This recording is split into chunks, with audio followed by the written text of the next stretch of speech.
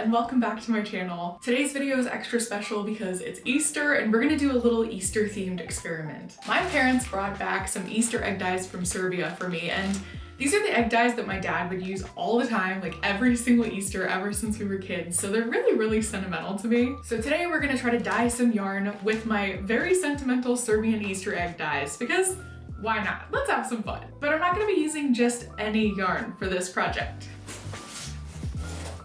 I got a really special gift in the mail. This little package is a gift from Stephanie of Rabbitry and Yards, which is a Michigan-based small business that's all about humanely raising Angora rabbits and then making beautiful, luxurious yarn from their fibers. What really moved me when Stephanie reached out to me to collaborate on this project was just how clear it was that she just loves caring for these rabbits, and she just loves every single aspect of her work, from raising her rabbits to sharing knowledge on her YouTube platform about humanely caring for animals, and then to actually like spinning the fibers herself into some beautiful handmade yarns. So I was definitely really excited when she reached out to collaborate, and she sent me this package, so let's open it up. There are two beautiful little bundles in here. Okay, I'm just gonna pick one. We'll go for this one.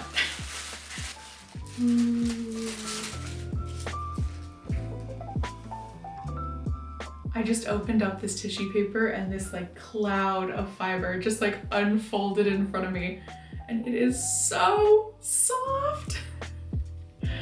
Oh, I just love Angora. I am just so excited. This is an absolutely stunning, overflowing 2 handfuls of white rabbit fiber, and oh, it's gonna be so fun to work with. Okay, let's open the next one. Ooh.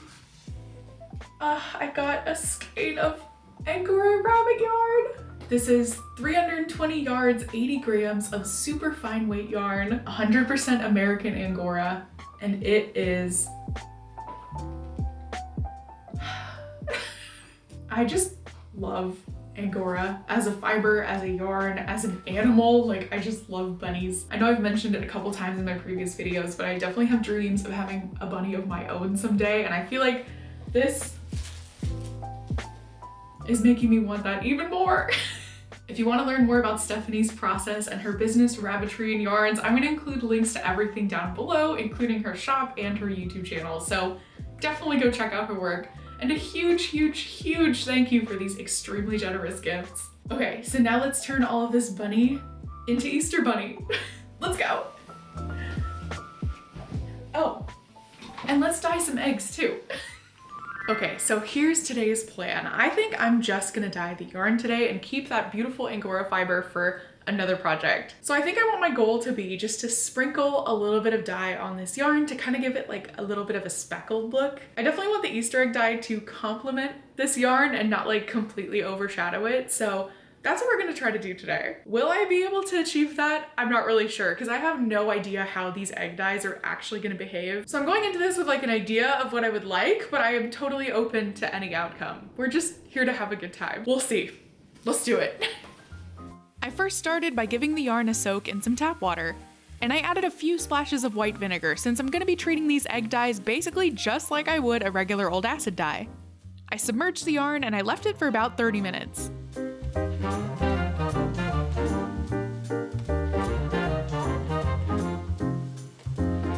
Then I removed my yarn from the soak and I placed it on a steaming rack inside of my big dye pot. I wanted as much of this yarn to be exposed as possible just so I could ensure that I wouldn't have too many white patches on my finished yarn.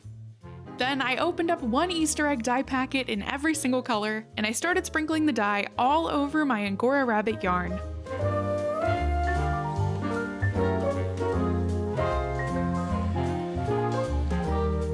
My goal was basically just to scatter all of the colors all over the place.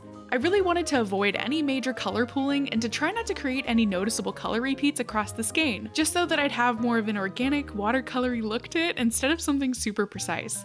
So I shook out small amounts of color from each dye packet, and I tried my best to spread out the colors as much as possible. This was a very fun and very satisfying process.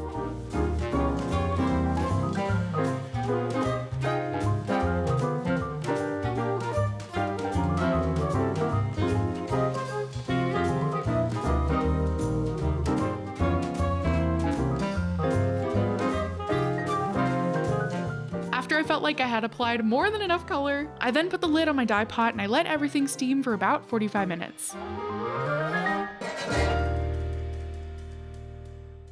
And here's how my finished skein of Easter egg dyed Angora bunny yarn turned out, and I honestly could not be happier. There was definitely a moment when I was dyeing the yarn where I was like, oh man, I'm overdoing this dye. I'm gonna end up with mud. I always kind of fear that I'm gonna fall into that trap just because it's so satisfying to like sprinkle the dye, and I get really caught up in the moment, and I always worry that I put too much, but I actually think this turned out perfectly. I'm so stoked.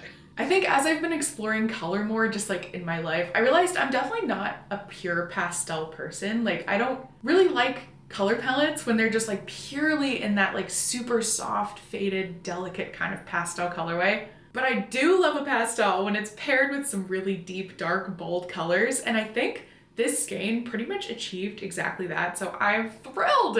It definitely has that like sweet Easter kind of like pastel pinks, pastel blues kind of vibes, but then there are these deep dark purples and blues that I think take it to like a really interesting place, and I'm so happy with that.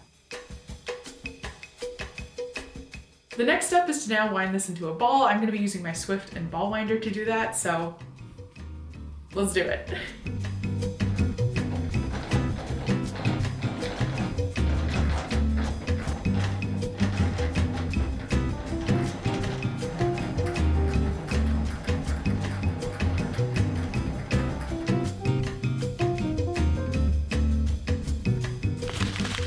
All right, my ball of yarn is all nicely caked up now and it's ready to go, so let's make something with it. I've been racking my brain to try to figure out what exactly I wanted to make with this yarn just because it's so beautiful and it has so much character. I didn't want to do anything that would like hide it. I really wanted to like let it shine in a project. So my thought was, what if I created a weaving that had a very like simple and consistent structure just to like let the colors and the texture of this be the star of the show. So I decided on a simple houndstooth scarf with this as one of the yarns and then this solid white Angora as another one. This is a commercial spun Angora yarn that I just like happened to have in my stash, and I thought keeping it consistent with the whole bunny theme might be kind of fun. And then for my loom, I decided that I'm gonna use a Cricut loom for this project. I just wanted like a chill, relaxing project that I can enjoy doing in front of the TV, and the Cricut loom is perfect for that. So let's warp it.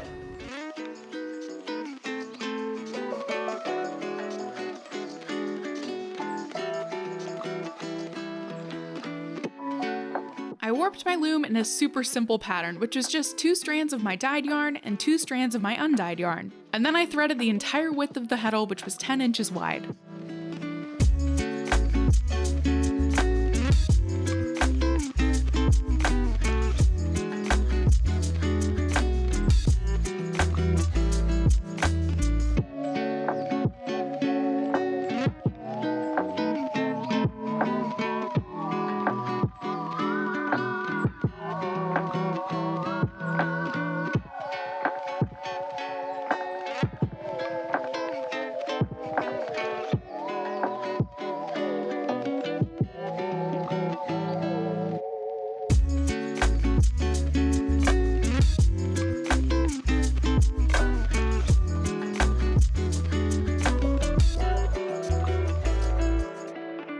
Once the loom was threaded, it was finally time to start weaving. To weave a simple houndstooth pattern, I alternated 2 picks of my hand-dyed yarn and then 2 picks of my white yarn. But after weaving only a few rows of this pattern, I realized really quickly that I didn't like it at all. The design just wasn't really showing up just because of how colorful and random my hand-dyed yarn was. So I just started playing around until I found another version of this design that I liked, which was 4 picks of each color instead of just 2. It still didn't create that iconic houndstooth pattern, but I liked the look of it anyway, and I just kept going with it. And Ryan and I spent the day watching the 10 Commandments, which meant that I had plenty of time to work on my weaving during this almost 4-hour-long movie. And so I wove and I wove and I wove.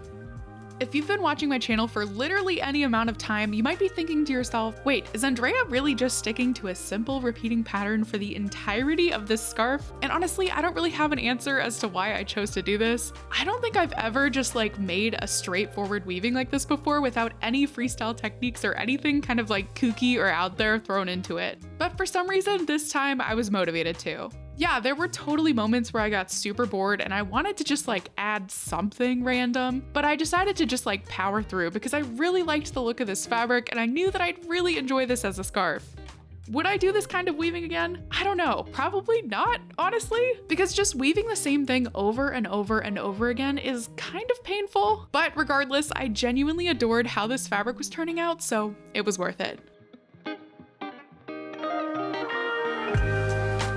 When I was at the end of my warp, I cut my fabric free from the loom.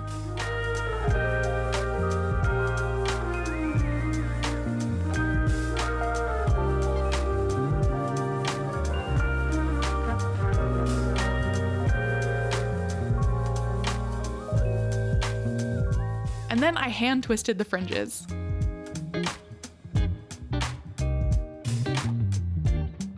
Then I soaked my fabric in some rinse-free wool wash and hung it up to dry.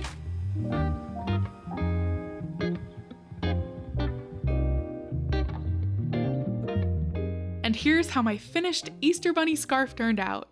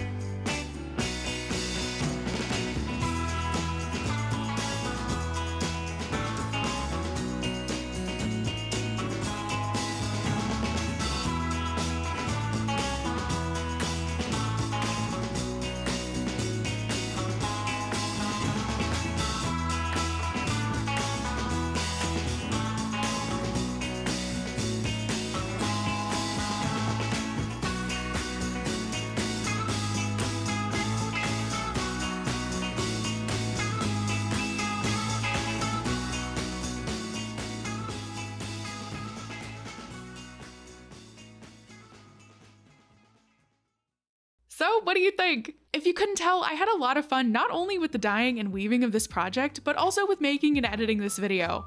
And I am so happy to have this beautiful scarf made with sentimental dyes and a generous gift to wear and enjoy for all of my future Easter celebrations. Thank you again so much to Stephanie of Rabbitry and Yarns for this beautiful gift, and of course to my patrons for supporting this channel and making these adventures possible. And hopefully I'll see you in my next video. Bye!